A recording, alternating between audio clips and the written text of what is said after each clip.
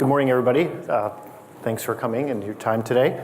So I'm at the Innovation Conference, so we'll try and keep this somewhat innovative. I was on the plane, I just flew in, and long plane ride, and I never got to watch the Silicon Valley HBO series that's been so popular.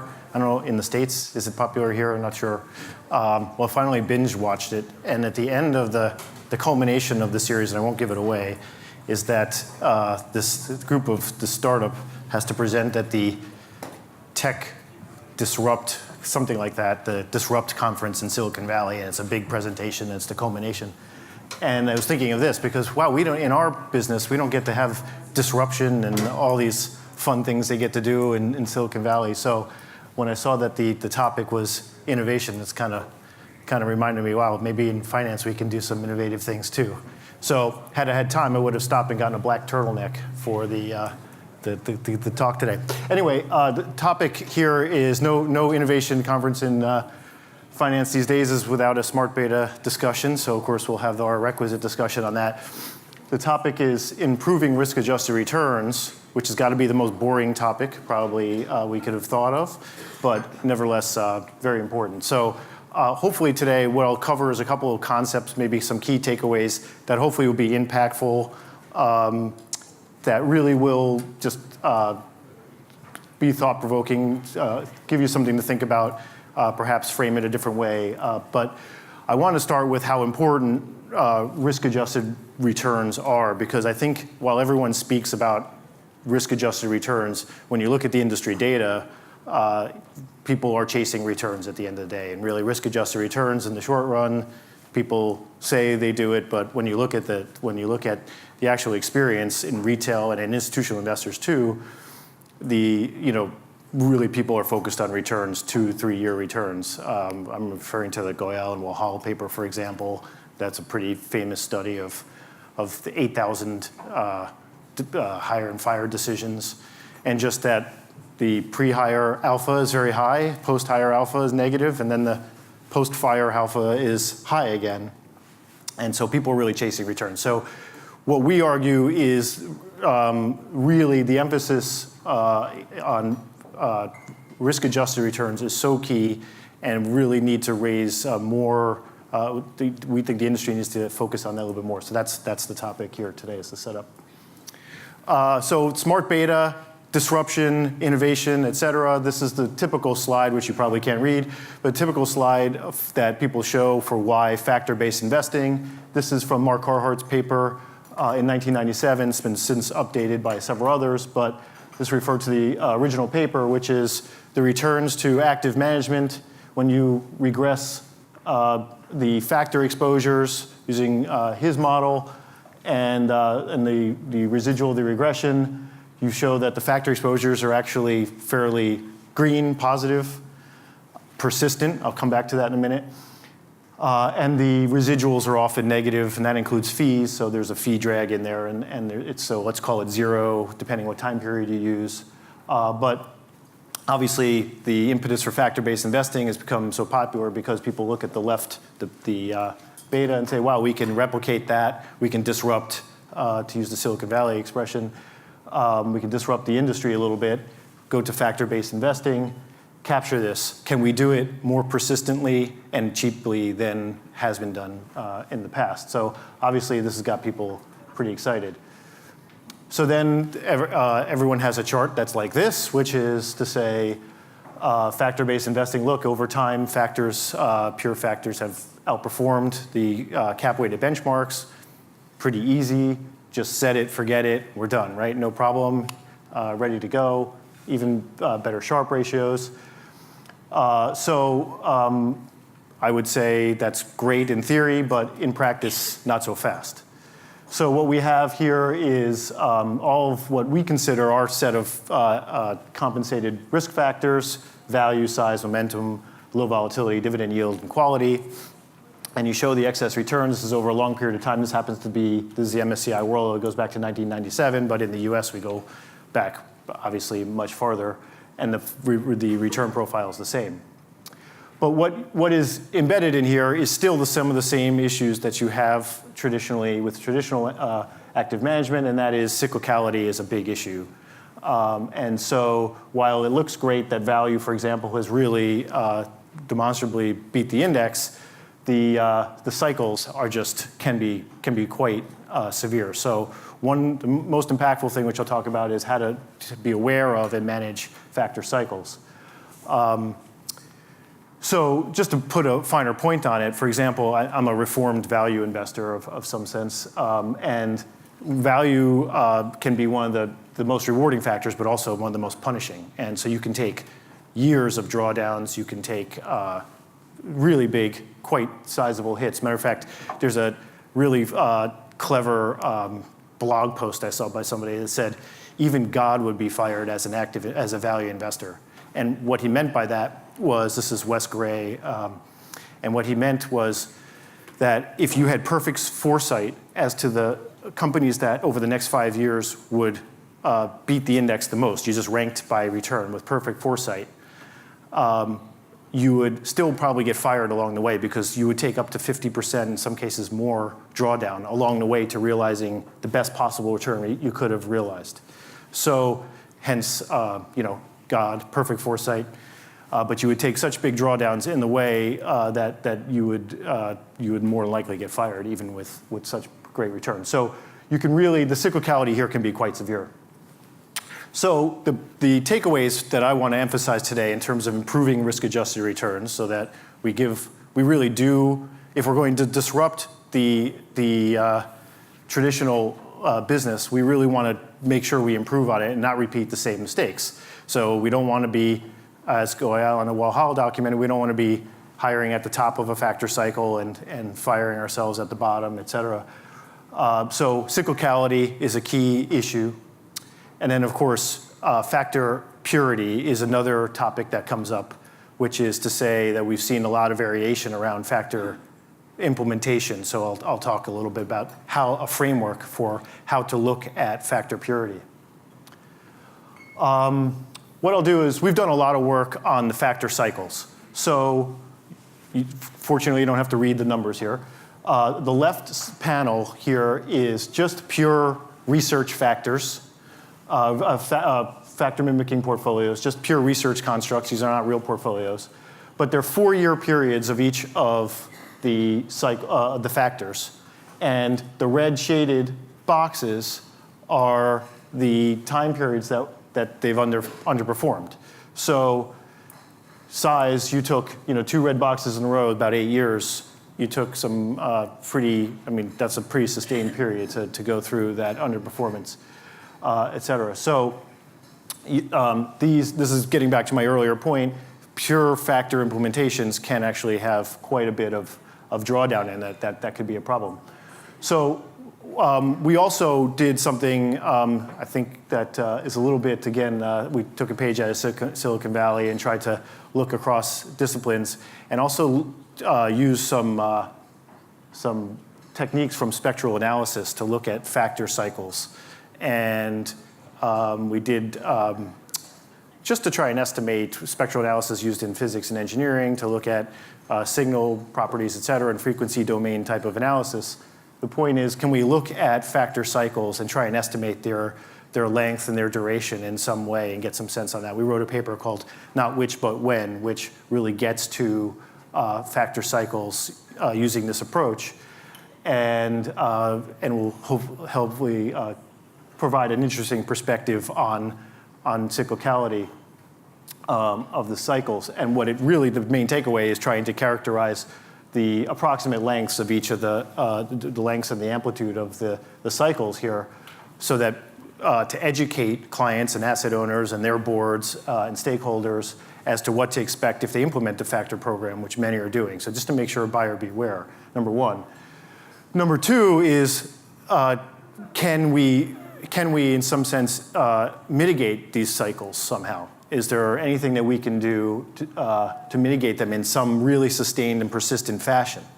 So again, using some of these other techniques, as well as our factor toolbox, we found that a robustly constructed quality factor, actually, when blended optimally with the raw factors, does a really good job of dampening factor cycles.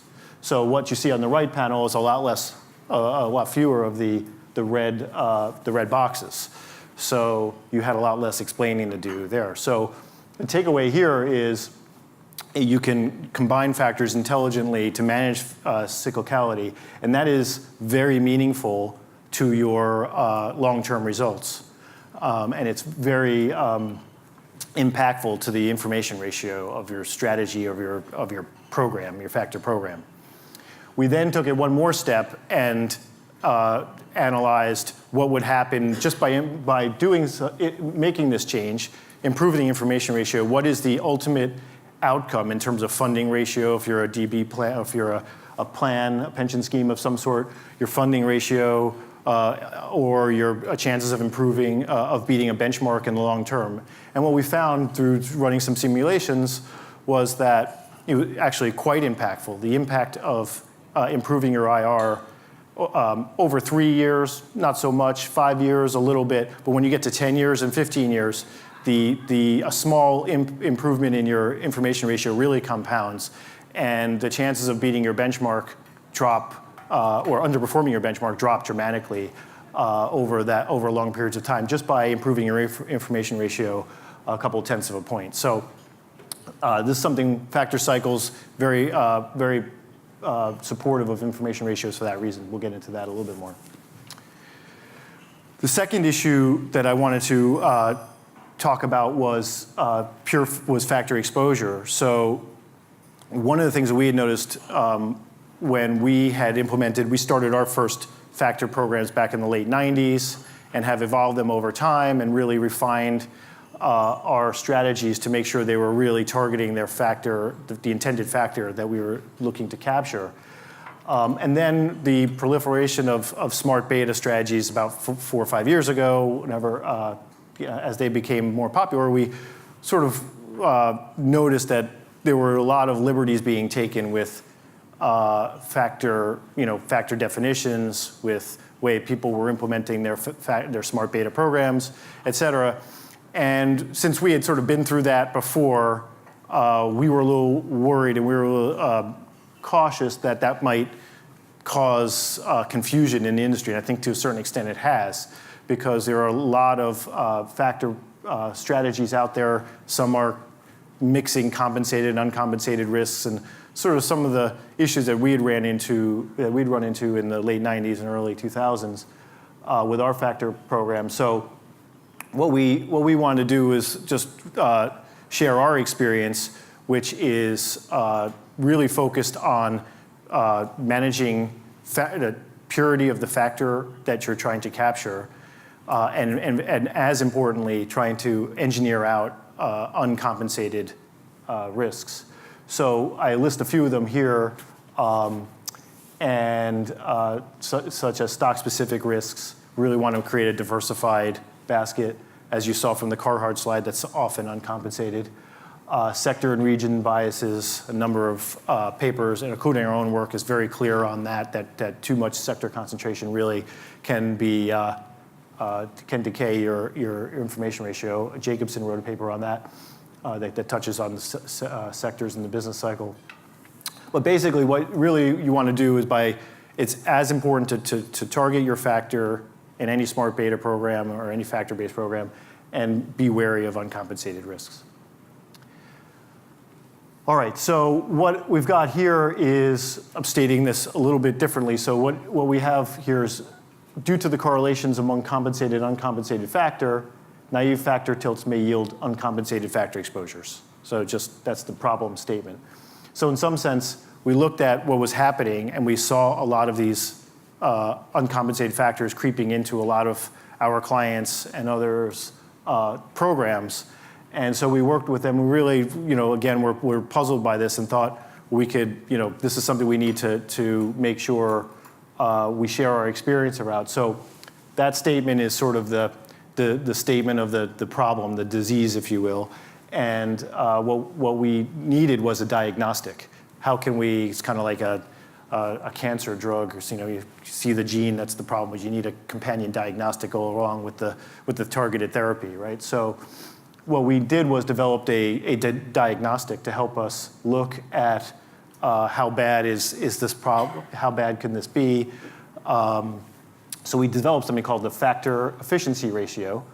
And the factor efficiency ratio is conceptually very simple. It's a little bit more challenging to calculate. But conceptually, it is the ratio of your intended factor exposure to your unintended exposures. And very simple, very straightforward. And the idea is that a higher factor efficiency is obviously more desirable, and we feel that that will give you better Sharpe ratios or information ratios over longer periods of time. But you can do it ex ante. That's the whole concept. So we, as I mentioned, we noticed there a proliferation of strategies. We wanted to understand, so what we're not, we ran our factor efficiency ratio across a whole range of strategies, not trying to pick on anyone in particular. There may be other things going on with the product that make it worthwhile. That's not the point. The point here is that there's a range in the industry of efficiency of factor exposures, the compensated to uncompensated risks.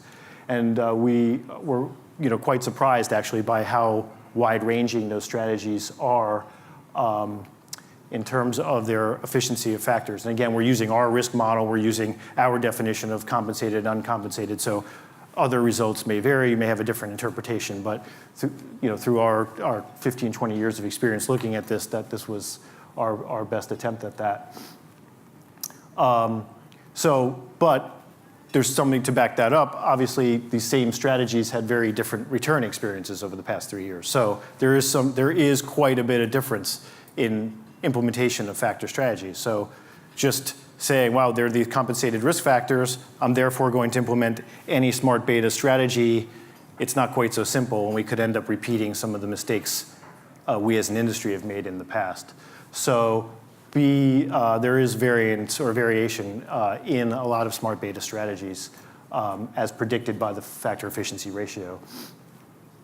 So what we do is look, so here's the intention. We wrote a paper called looking at the efficiency of smart beta returns. It's in the Journal of Indexation. And the paper is basically designed to come up with this diagnostic, which will help anticipate future information ratio of a strategy. That's the idea. So basically, our contention is that the unintended risks will decay information ratio, which over time will be detrimental to outcomes. So what we did was, just to make sure that our diagnostic was in fact working, is try to look at ex ante, be predictive of future Sharpe ratios and information ratios, and make sure our diagnostic, in fact, was predictive. Obviously, it has no value if it's not.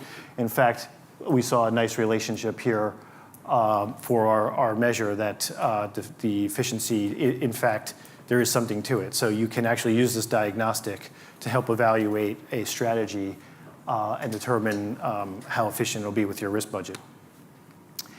And what that does is gives you the opportunity to really move, if you're an asset owner, and really impact your risk budget in a very productive way. Again, it could be very meaningful over a longer period of time, because what you can do is obviously optimize. You can, we work with a lot of clients, for example, that are putting low volatility in their core, using their satellite for more higher alpha strategies, et cetera, or however they want to do it. But if you're not extremely efficient with your core, you're going to leave money on the table, so to speak. So the factor efficiency ratio can really be helpful for that purpose. I'll wrap up just by conclude on just a couple of things. So the cycles can be very significant. As everyone embarks on their factor programs and their smart beta programs, they really emphasize be aware of the cyclicality. While it's nice to say that factors are disruptive technology, factor-based investing is disruptive, and it doesn't solve all problems. You still have to deal with cyclicality. focus on managing that cyclicality can really be important. However you do it, we advocate a multi-factor approach. And then, of course, focus on the purity of the factors. Be very intentional with the factors you're trying to target. Make sure that you feel that they're compensated, that they're not artifacts, that they will persist. There are behavioral or structural reasons for that, and that the implementation of your strategy is highly efficient. So with that, I will take any questions. Thank you very much, Ben.